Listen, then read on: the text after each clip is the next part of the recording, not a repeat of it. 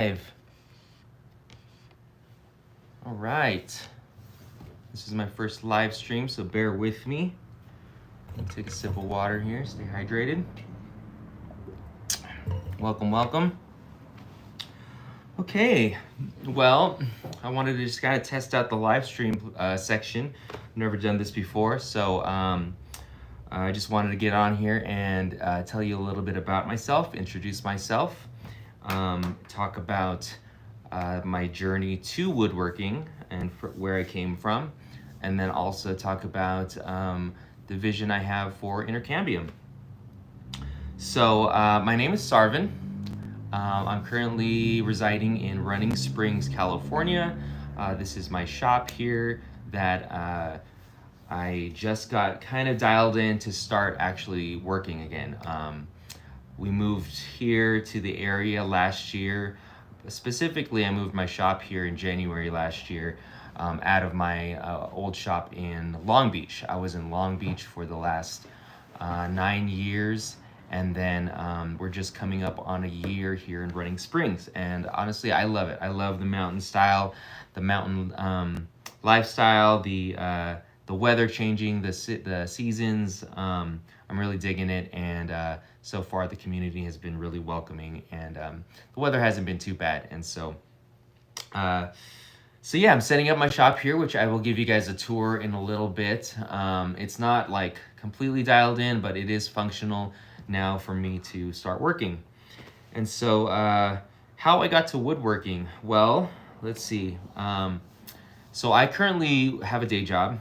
I work as a nurse. I'm an LVN, and I work down the hill in Redlands, California. And I had been a nurse for quite some time. I got my license when I was 20 years old, and that would have been a little over 18 years now.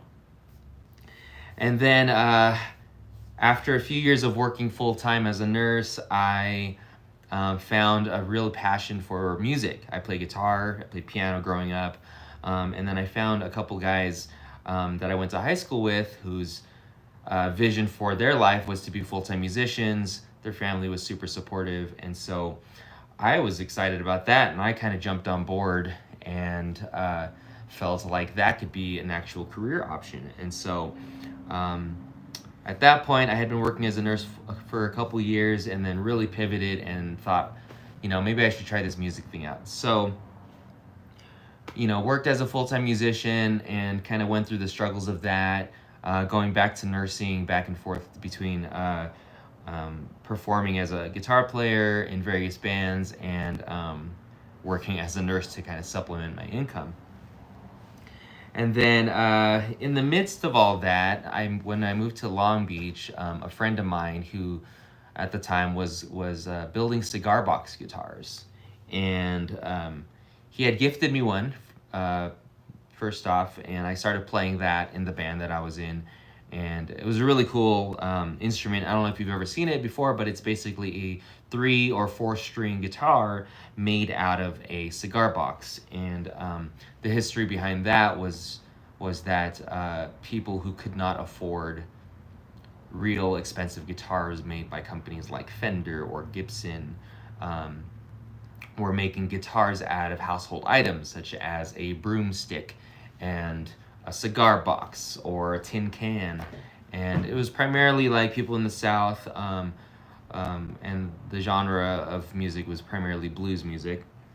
But I got really into that, and he was really trying to push this brand to sell cigar box guitars. And so he hired me on as someone to help. And that was kind of my first real introduction to building things that were functional and building things to sell. So cigar box guitars were the first time I ever sanded something up to 320 grit and really felt the smoothness of that. And for the first time I applied an oil finish to something and was really proud of it.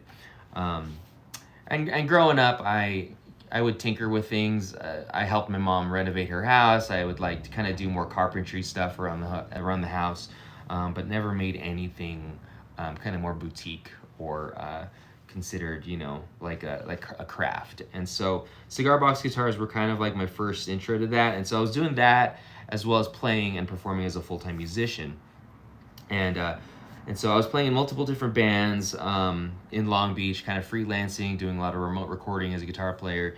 And then when COVID hit, that knocked off all gigs for all musicians. So there was no work for anybody.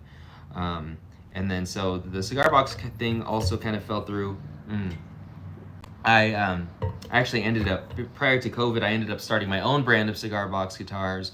I exhibited them at the NAMM show in Anaheim. Tried that whole thing, but there was just not really a market for it, and I found that I really wasn't as passionate as I thought I was. I thought I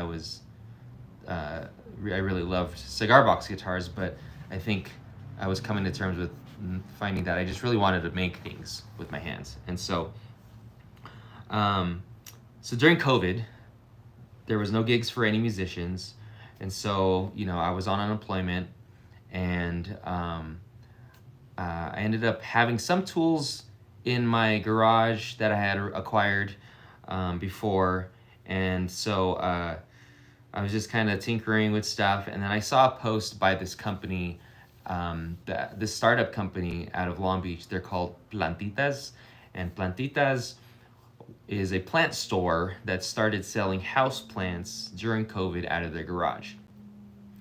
They blew up. They ended up selling so many house plants. People got really into planting during COVID, and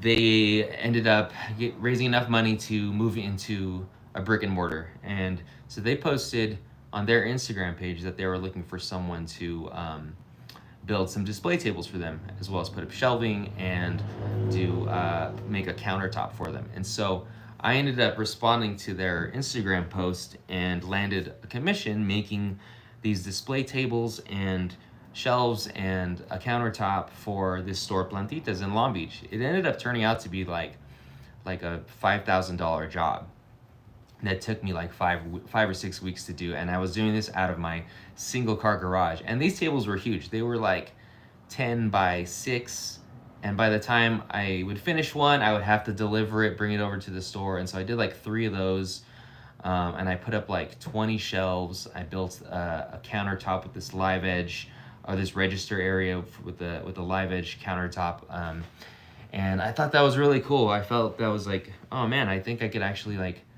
make some money doing this. And this was during COVID, when I was living off unemployment. And so I ended up starting the Instagram page Inner Cambium, and started kind of sharing my early videos with that, and just kind of building stuff around the house. I was finding about a place called Street Tree Revival in Anaheim that sold live edge slabs that were repurposed from fallen trees.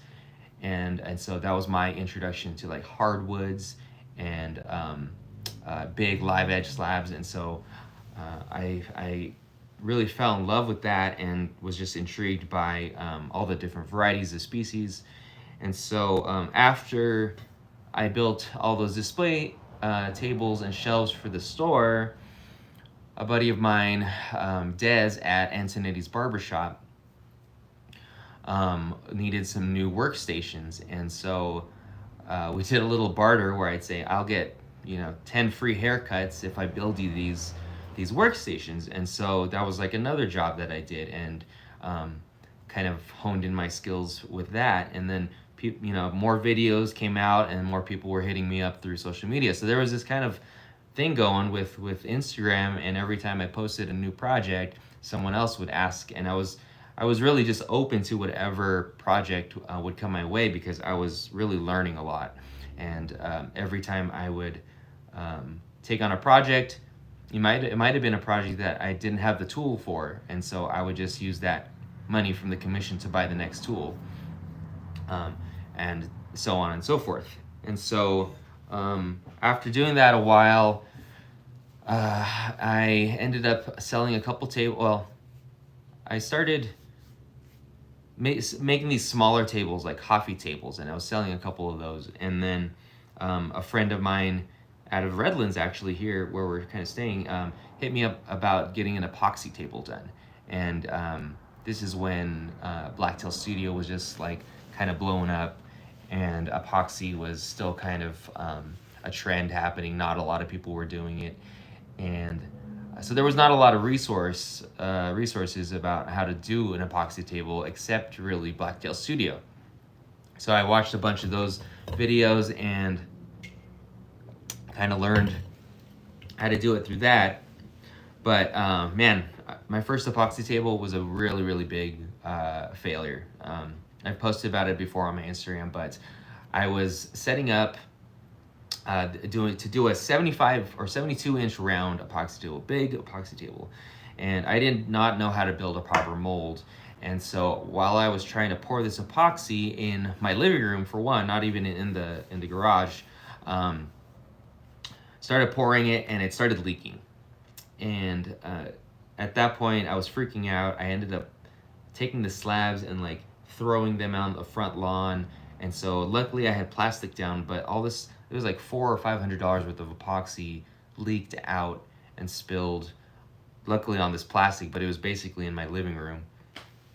And that was a big moment for me, a big failure moment. And prior to that, on Instagram, I was thinking that my page was going to be somewhat of a teaching page, or like they call it a sage archetype of like, I'm the expert, you're going to learn how to be a woodworker through me.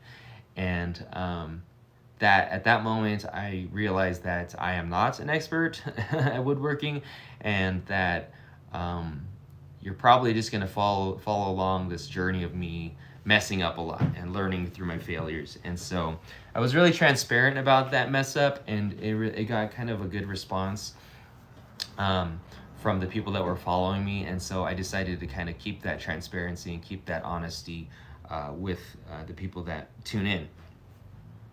And so I got better at epoxy tables eventually, and started making some money. And come 2023, we decided to move out of our apartment, our one-bedroom apartment, and we found this place in Long Beach. And this place in Long Beach was called The Vault. And it was an artist loft warehouse where you had to submit your portfolio of the art that you do. And everyone in the building was artists, from ceramicists to painters to a gentleman who was making custom pieces for motorcycles, different mediums all around. And so I was like the woodworker guy. And so I got in. It was a 1,200 square foot space that you lived in, and it was zoned for live in and work. And so I ended up building a wall that separated the live-in space from the shop, and then that became my shop for all of 2023. And at that point, I stopped gigging as a musician, at least full time, and I decided to go all in on the woodworking. And so 2023 or 2024 rather, was kind of a struggle. No, I'm sorry, 2023. This was at the end of 2022 when we moved there. And so 2023, it was just all woodworking, and man, it was a struggle. I ended up having to take on just kind of like any job that I could find to survive and pay rent. The rent was like $2,600 a month, and it was a real struggle for us to live there. A really cool space nonetheless, but it just didn't work out. So after a year of being there, we were pretty much broke, and our backs were against the wall. And so we didn't have many options on what to do. And so I was looking into different community-based workshops where you paid like a monthly fee and you can kind of use all the tools that were there. There was one in Costa Mesa, there was one in LA, and then we were just going to get a regular apartment. And then our friends here up in the mountains kind of caught word that we were moving, and they ended up graciously offering this space for me to use as my workshop, with little to pretty much no overhead. And it was a hard opportunity to pass, for one. There was a caveat. It was full of junk. The roof needed to be repaired. There was a ton of stuff in here that needed to be cleared out. And so We jumped on it. We looked. We found a place. We were here in the mountains, and I ended up needing to find work. Needing to find a job, and so here comes nursing again. And I didn't think I was going to be going back into nursing. I actually held a lot of resentment towards nursing, but it was for other reasons that I won't go into.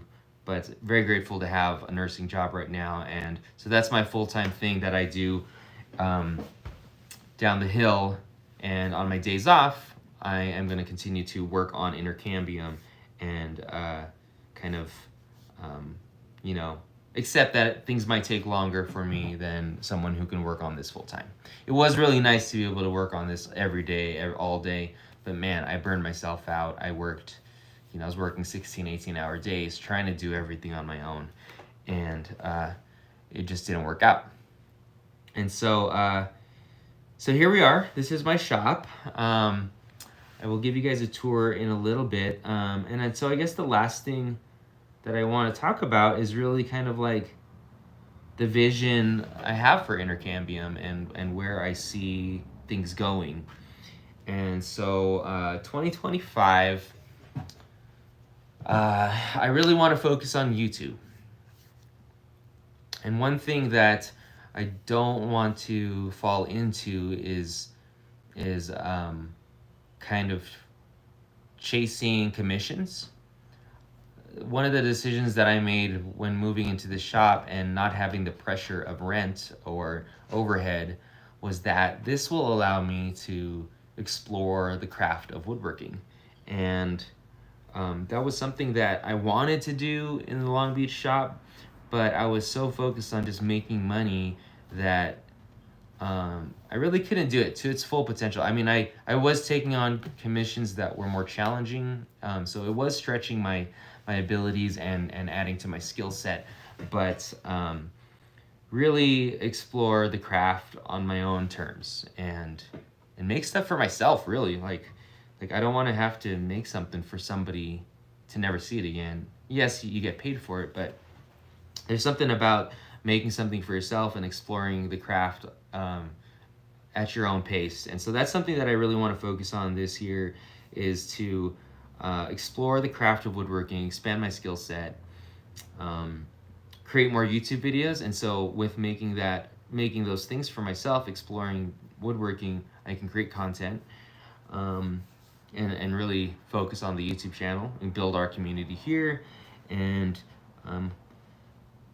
so forth. And so the other things I want to do for 2025 is I've been having ideas of starting a workshop. And one thing I've noticed here in Running Springs and in this small mountain town is that there is a really good sense of community here. And there was a follower that I randomly met actually in Long Beach, and they mentioned that if I had a workshop, they would be the first one to sign up. And so I started thinking about it. I think a spoon making workshop would be really cool to have. Maybe our charcuterie board workshop, something really simple, maybe a little bit of a carving class, where you walk away with a piece that you made. You come in, I provide all the materials, teach you guys a little bit about wood, and then you end up walking away with a spoon or something like that. And so I'm going to work on that. And then I am still taking on commissions. I think I'm just going to be a little more choosy on the commission. If it doesn't really kind of strike a chord with creativity for me, it's not going to be something I take on.